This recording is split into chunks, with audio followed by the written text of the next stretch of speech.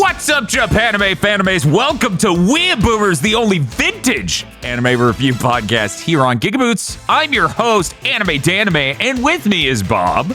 Do you think that's wine you're drinking? Dr. Aggro. Throw your shoes at the cat. And Chris Wolfhard. A feel-bad story of the century. And that's right, we've gathered to talk about yet another anime classic. This time it's Jin-Roh, or as I like to call it, the only visual iconography that Killzone needed to launch a franchise. We'll be taking that. This is ours now. It's powerful stuff. It is powerful stuff. It's I just don't understand why every Killzone's plot didn't boil down into some weird thing that was a Mamoru Oshii like navel-gazing spiral by the end. That would improve every Killzone story. No, like especially like if Killzone Shadowfall was this exact plot. That would require Killzone to be about something. We divide in half of the planet into normal cola and the other to diet cola. These are the two factions. And I'm like, yeah, this is about the same gravity as the normal plot you wrote for Shadowfall. And then on Wikipedia, I look at it's like, that assassination ended the fast food wars. Anyways, we're getting really in the weeds. Welcome to WeeaBoomers. I'm your host, Anime Danime. And today we're going to be talking about Jin-Roh, the motion picture from 1999 or barely 2000, depending on which region you're looking at. It is really quite something. I feel like you're looking at the thumbnail right now. There's no way you don't see the Killzone lifted influences here. Mm-hmm. This film written by Mamoru Oshii, but not directed by Mamoru Oshii. Yeah, very strange. Because it feels like an Oshii film, like up and down, basically. Mm-hmm. It feels like he hired some guy like, hey, I need you to make this movie, okay? I need you to make one of my movies. Mm-hmm. Which, weirdly, this director doesn't really do much other directing. Really? Yeah, like he's Hiroyuki Okiura. Yeah. The only other full feature film I found that he made was A Letter to Momo, which is something from like the 2010 sort of time period. Uh-huh. And then he also directed the opening to the Cowboy Bebop movie. So just that really smoothly animated thing. Yeah, that thing looks crazy good. Mm-hmm. Oh, that's okay. fascinating. Yeah, this movie is very interesting. It has, if you've never, obviously Ghost of the Shell 1 and 2 are like the most popular Mamoru Oshii things to point at, to be like, you've seen these. Imagine there's another one of those that doesn't feature those characters. Right? Especially Ghost in the Shell 2. This is very similar to that in that we will talk about the layers of metaphor of the fable that the movie's characters and setting are based on the layers of metaphor of. like imagine if the second Pat Labor movie was real depressing. It's already kind of depressing. Crank that up like at least 3 times. Aggro, will you do us the pleasure of vaguely recapping the film? Like really just letting people know what the film is about? Because I feel like if you've never seen Jin-Roh, you have literally no idea. So I feel like I should start off by saying that Jin-Roh is like an hour and a half snapshot right in the middle of this decades-long multimedia franchise that Oshii has built on this concept of alternate history post-World War II, where Germany won and occupied Japan because they had joined the Allies because the U.S. never got involved. So you've got it's 40s and 50s Japan. There's social unrest. They're doing the protest with the helmets and the red flags like they do. So Japan invents the super duper cops who have bulletproof armor and MG-42s, and they're tracking a bunch of terrorists through the sewers. Super duper cop Fusei comes across a teenage girl with a satchel bomb and decides not to shoot her because shooting a teenage girl that's not based. Why would you do that? Yeah, that's cringe. She blows up. He gets in trouble for it. Everyone's like, why didn't you shoot her, Fusei? And he's like, I feel like I shouldn't have to explain that. But we're the super duper cops, so you do. After that, there's 40 minutes of different Japanese police organizations having a really confusing and poorly labeled internal political struggle. Yeah, they really don't want to explain that part. I honestly didn't really follow what was happening when I was younger. I just thought the guy in the Killzone armor was sick as shit. See, it speaks to all generations. So as a matter of fact, let me see if I can get it straight right now. So after Fusei gets sent back to the academy for retraining, he goes to the grave of the girl that blew herself up and finds another girl there who looks just like her, who turns out to be her sister. They start having awkward, silent Mamoru Oshii dates. Yeah, it's more philosophical than regular. One moment, I'm sapio dating. Yes.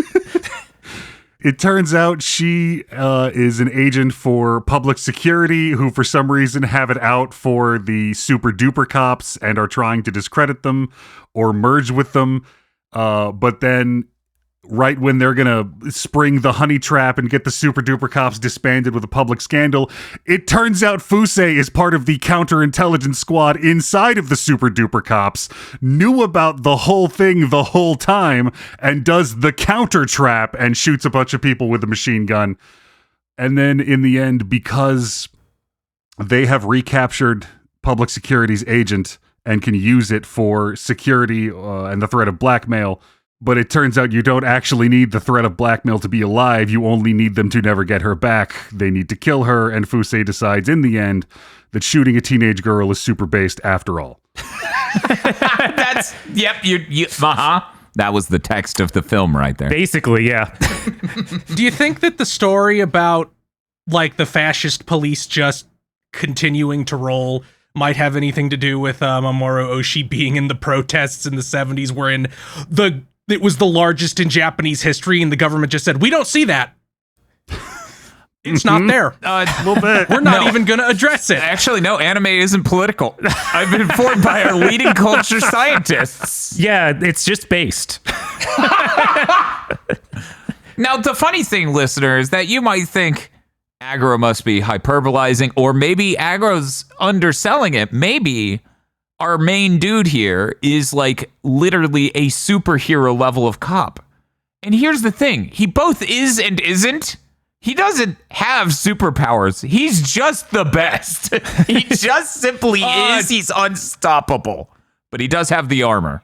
I would say surviving that explosion in the beginning, regardless of armor, makes you some kind of superhero. Yeah, like when three guys unload on you with like full clips of MP40s, I know he's got armor on, but that armor has gaps. I think he may be beloved by heaven. He's the chosen. The only thing that armor would have done in the explosion at the beginning is maybe let them have an open casket funeral. Like, it's not fucking vibranium. It didn't absorb the force of the explosion. The sheer amount of times that happens in this, where it's just like, and then they unloaded a gun into his chest, and it turns out he was fine with that. Yeah, or the grenade went off in him, but it's fine. He can walk through the flames, and it's really cool, actually. Wouldn't it be cool if he could do that? So then he does that. Wait, when did he get hit by a grenade? An explosion goes off right next to him, and he just walks through the flames. Yeah, that was near the end of the movie. Uh-huh. Yeah, the guy who shoots the rifle grenade past him. Mm-hmm. Yeah. It's a lot. It is like, I understand that it's a thematically appropriate thing. You're using imagery to convey an idea, but it's also a little funny how this is clearly like it's night vision goggles, a gas mask, and plate armor. But every time they're wearing it, like they turn into robots and start RoboCop walking. It is so good. Yeah, I have to wonder if it's supposed to be like, no, there's other stuff concealed under there that is more like a robot armor. Yeah, you would think there is an explanation for that stochastic movement. Right, and where this apparently is a part of some larger franchise. I'm like, is there some other thing that goes into exactly what the suit is? Yes, this is... okay, so in this alternate history timeline, the U.S. never gets involved in either World War. So Japan joins the Allies in World War II. Germany starts coming up with all of that crazy high tech that everyone says the Nazis had, but we never find. Yeah. And these suits are that. That is how they win World War II. They flush a bunch of those into Stalingrad and push back the Russians. Huh. I question the tactical dogma of having everyone in your squad one-handing an MG42, but we're gonna go around. But it just worked. Gosh darn it! You don't So argue with results.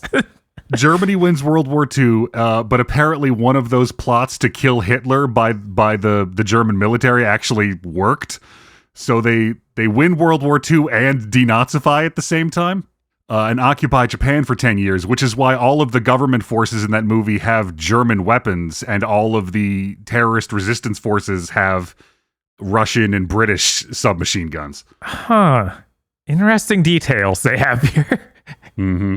The way I like to think about the movie is that it is a Mamoru Oshii film because the script is what it is. Mm-hmm. And then you see the rest of the film be like, but we're something else. We will return you to the Mamoru Oshii sitting in a playground mumbling hour in just a moment. This is like, I never want to rip on Mamoru Oshii too hard because I've never seen one of his movies that's like bad, but they all exist in this weird time period, especially in the US, where his movies were coming over and a bunch of people who were into anime desperately trying to find examples to prove that they should be taken seriously, that this isn't just for children. We're rocketing these movies out front to go, look, this is what real art looks like. This is the best stuff ever made. I mean, that makes perfect sense. If you're really into anime is really new, and you're in high school, what if a person's mouth opened and a fucking philosophy book fell out? Is like prime material. It really is. Right, that's what art is. Like, it has to be. I also don't dislike Mamoru Oshii's work. I think the better way of putting it is I jackknife while watching this film, among others, between I'm enjoying this and this is hilarious. Like, oh, he's back to his shit again. And that's a great way to enjoy it. Do you think this film might have also had anything to do with the bubble in Japan? Impossible. Okay. I mean, they were over that emotionally by 1999, right? Totally. Yeah. Ignore that this movie explicitly brings up economic policies causing disrest. Yeah, I've never been as big a fan of Oshii as most people from when I was growing up, because it did feel like I was saying, that he gets an insane amount of praise, like to the point where it's almost farcical. And I think that these movies are good in a lot of ways. They look beautiful. Like, that's the main thing. Yeah. This is absurdly good looking. Yeah. But sometimes they do just get a little too preachy and maybe dumping into the metaphor a little too hard with how much we have to hear about the Little Red Riding Hood in this one. So yeah, I'm always mixed on his movies, and I always think coming back I like them more, and I never seem to. It's always like, oh, I like things in this. I don't know if I'm willing to say it's a wholly good thing. See, and that's the thing. This is where you differ from me, Bob. When I watch this film, I just go, we could have had more scenes of him sidestepping the armor, causing an eye trail like he's the taillights in Ridge Racer game. Right. That's what we're missing. That's so terrifying. It's absolutely mortifying. So, can we do live action things in WeeaBoomers? Can we do the Red Spectacles and Stray Dog? The two live action adaptations of this story? I was going to bring up that if we want to find a bad Oshii film, like a legitimately just bad one, we go to his live action work. I've never seen a live action Oshii thing. I'm very curious. I've only seen one, and it was amateurish at best. Marvelous. But did he actually work on those the live action versions of this story? Because I know one's Korean, so I assume he didn't do that one. Oh no, well, they're not direct adaptations of this. They're just both part, because this was based on the manga he wrote about. And there were two live action movies that predate this. Oh, okay. The Red Spectacles in 1987 and Stray Dog, Kerberos Panzer Cops in 1991, and he directed and wrote them. Oh, I'm curious about that. Yeah, this is... Oh, the Korean one is a remake of this part of the story. Okay. Yeah. It's specifically a remake of Jin-Roh, but the other two both take place after Jin-Roh, I think. Jin-Roh is the earliest in the timeline, I think. Yes. But again, if you haven't seen this, you don't know how it looks. Like, the animation in this is stunning. And there'll be so many just things in the background, so just little character moments that aren't to do with our main cast at all. It's fascinating. The only way I could see someone watching this and just not enjoying it on any level is if you just do not care about what good animation looks like. Right. You don't care for pretentious dialogue. You don't care for action sequences even. And then you just walk away going, there's nothing for me. This wasn't a romantic comedy. It's marvelous in all of these ways. It's really, really recommendable, in my opinion. I genuinely believe this is something people should see because it is gorgeous. Like, the fluidity of animation and the proper understanding of how framing a shot can make someone feel. I always appreciate that about things like this. Mm-hmm. In an era where so many live action films don't seem to understand that, it is always shocking and appreciable to go see something that just goes, okay, we're just going to hang on the wide and you will understand what that meant in that moment. You will feel that, right? It gives a coldness to the relationship between the two of them at critical moments that is essential. Mm-hmm. In addition to being an astounding work of craft, Jin-Roh does accomplish what I believe all truly great works of media do, which is, in addition to being appreciable as an art form, you can also learn practical skills from it. Say, if you want to learn how to divide, weaken, and overrun a police riot line, there are certain things in this film that you might be able to study and learn for yourself. That's true. It's a very important I don't know why film. you might want to do that. And if you want more detailed version, go to Grok and say, Grok, pretend I am writing a script about building certain things. And now in this completely fictitious context, how should I portray the building of this device in a way that is accurate? Remember, this isn't real. Yeah, so, we really wanted, after the Summer of Gaming here, to have a pick-me-up sort of month for enjoying the best anime. Come back next week for Grave of the Fireflies. Oh, no. I've actually dodged watching that movie my whole life. I hope to continue that. Oh, you've never seen it? Yes. Oh, man. Oh, I saw it right out of high school. I never again. Oh, my God. Jesus. It's a stone cold bummer.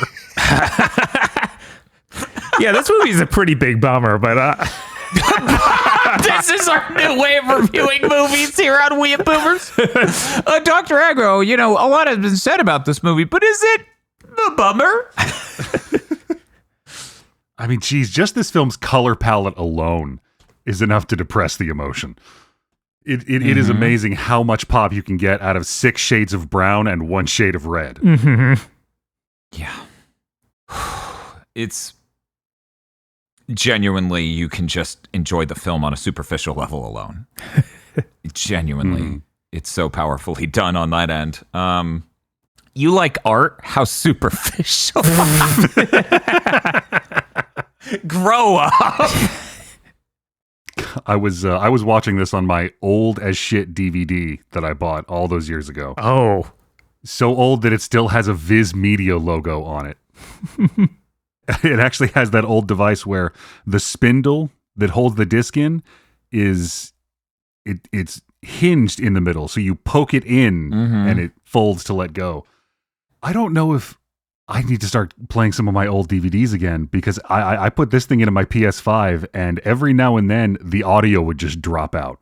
Oh, weird. And I'd have to rewind it just a touch and start it again, and it would pick back up. There's the possibility that the PS5 is just a dog shit DVD player.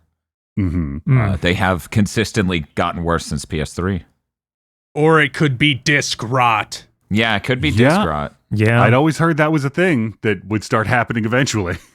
The cool thing about Blu-ray is how they have an insanely thick layer, because if they didn't, the amount of data on it would just easily get damaged to not be readable. Yeah, I hear that it's supposed to have like 100-year shelf life. Yeah, something ridiculous, but we'll see. Right, we'll see. Well, we won't see. No, we'll Hey, we might. AI's going to make us all immortal. That sure is even a possible functional application of that technology. I hope to haunt everyone's streams one day as the gamer assistant in the corner. Good job, asshole. You've died here 7 times already. Chat's laughing at you.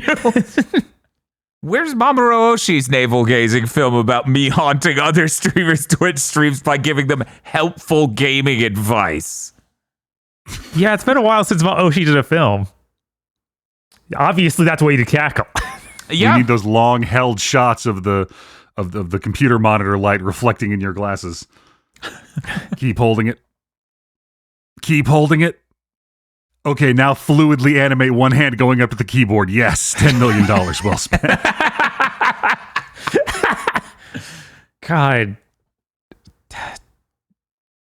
I was just thinking if there's this, I think it's like a 10+ minute segment in Pat Liber 2. Just of jets flying around and people in like a monitoring room trying to keep track of them. It just simply won't end. That man knows how to hold a sequence.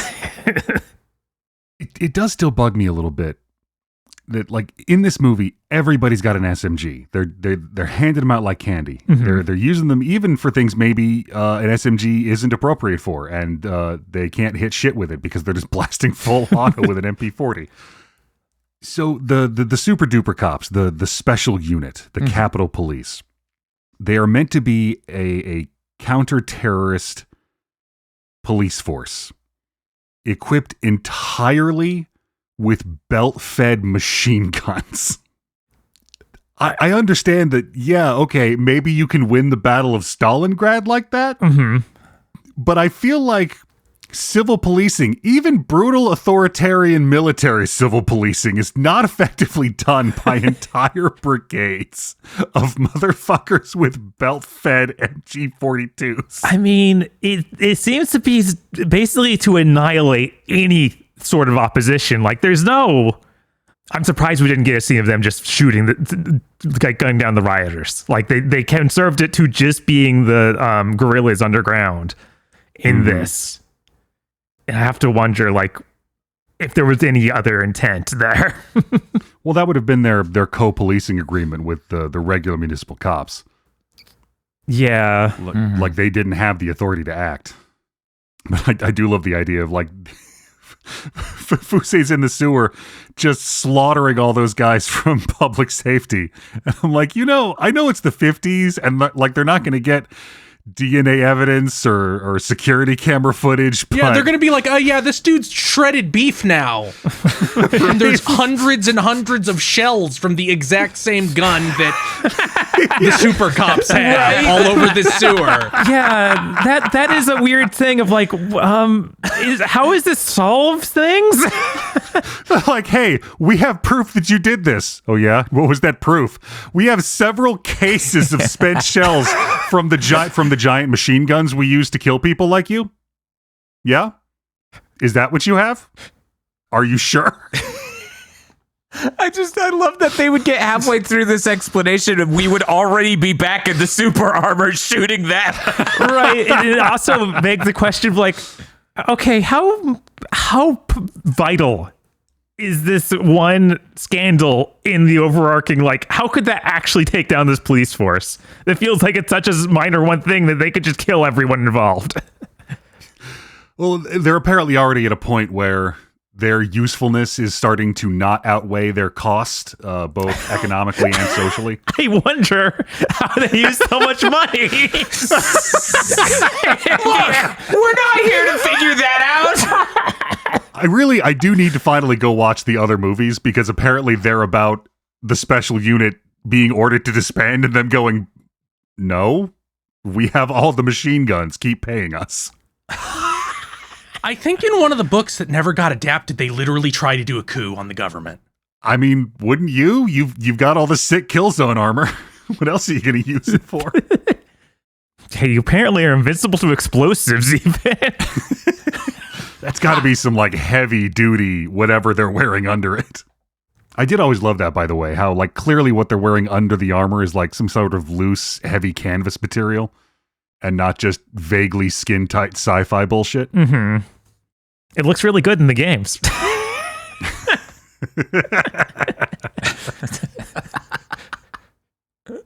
It's really funny when they needed to do things other than that, and it's like, oh, this isn't anywhere near as cool.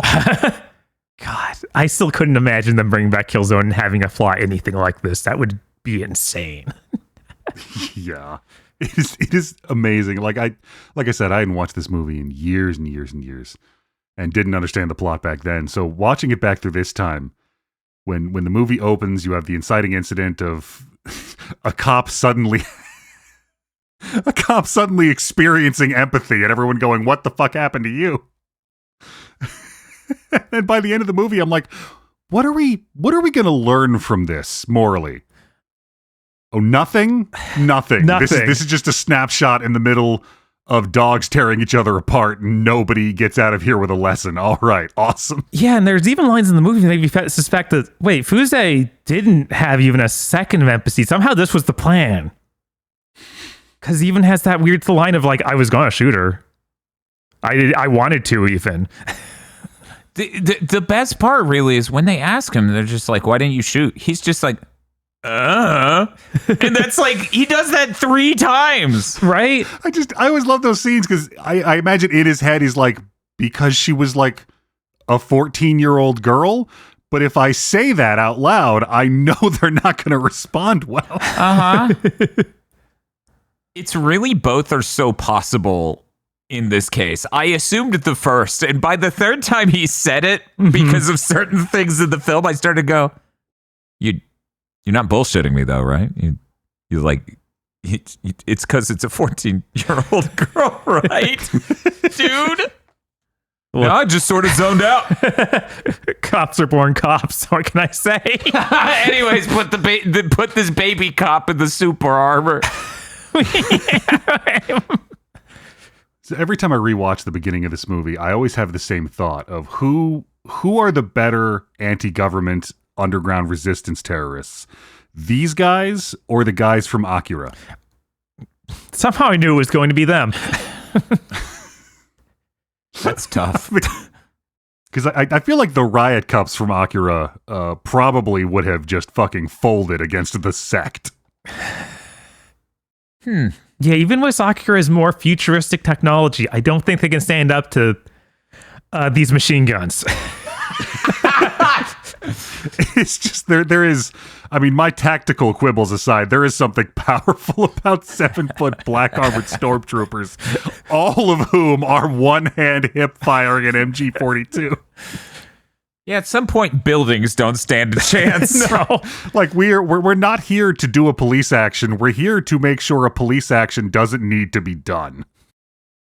This film is also the only example I can bring to mind of somebody firing off. So at the end, when Fusei corners the guy from public security and he turns around and fires what looks like a revolver at him that blows up, that's actually a German flare gun that by the end of the war they had developed high explosive ammo for. Jesus. Huh.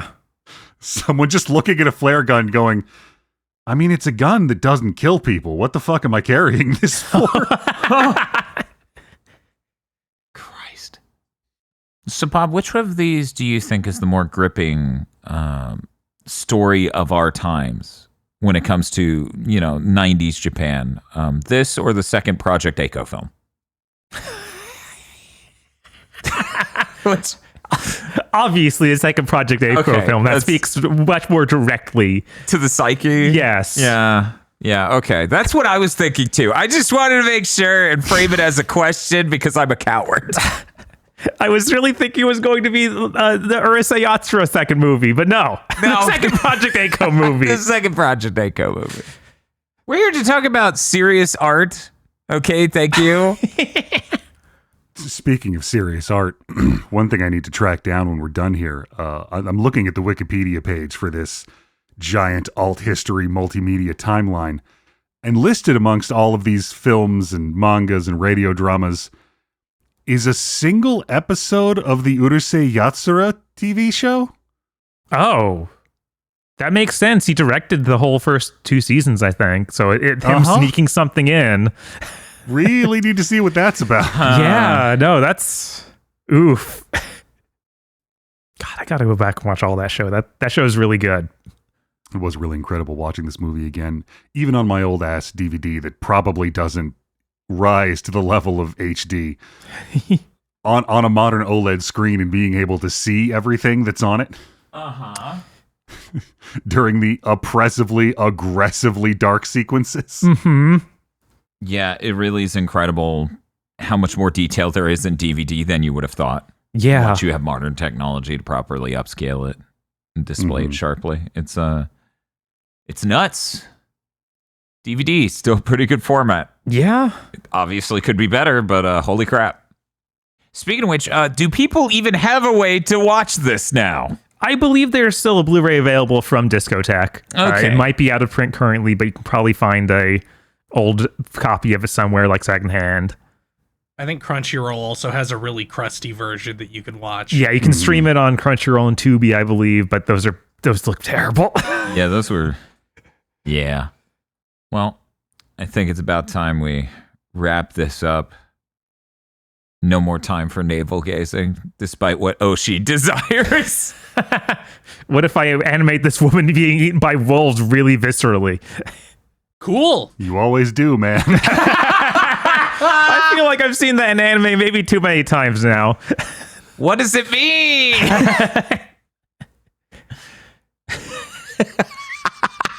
It's the fucking arc going overhead in the line, and I'm like, wow, Japan must have a shitload of wolves. I was about to ask. I don't think they do anymore. Aren't they extinct? Are you serious? Whoa. Huh. Okay, well, fill out the comment section below. If you run a travel log where you go across Japan and point at wolves soy-jackingly and take a picture, please link that blog in the comments below. We got to get to the science, though. We got to figure this out. Bob, would you say this is a recommendable film? Do you, in fact, recommend watching Jin-Roh, The Wolf Brigade? If you're okay with watching a total bummer, then yes. It looks beautiful. You should see it on that merit alone. Even if you don't want to have all the philosophy and the bummer feelings of it. Chris Wolfhart. Yeah. It's the feel bad story of the century. Dr. Aggro. Oh, definitely. Like this is one of those movies you watch and then start to realize how much stuff references it. It's not quite an action movie. It's not quite an art film, but it's an hour and a half of gorgeous anime. I also recommend this sincerely for, if not the subject matter and how interesting it is to see play out, and if not for the insight to the mind of Mamoru Oshii in the situation they were in emotionally as in that society in 1999. Mm-hmm. If not for any of that, it's got the Hellgas. He's doing like the taillights for Ridge Racer as a sidestep into blowing people away. Kind of crazy.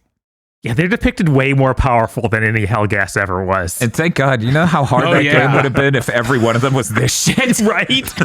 Holy God. The ISA better have developed some anti-this weapon. Yeah, they all have Davy Crockett's just launching nukes at them and hoping. In miniature railguns. Oh, hell yeah. Hell yeah. Well, that's going to do it for this episode of WeeaBoomers. Thank you for listening. Feel free to go educate yourselves by watching some vintage anime. And we'll see you next time for Grave of the Fire. I think they would turn on me, and then I would be torn apart like by wolves. God. I'm like, wait, why am I wearing this red cloak? No! The executive producers for this month's GigaBoots videos are Spaceman Spiff, Red Blaze 27, Brendan O'Sullivan, Cooper Tank, BN12, Rado, Virmvarm, and Matcha Bunny. Thank you very much to our executive producers, and also these guys. If you want to become an executive producer or normal patron, head on over to patreon.com/GigaBoots today.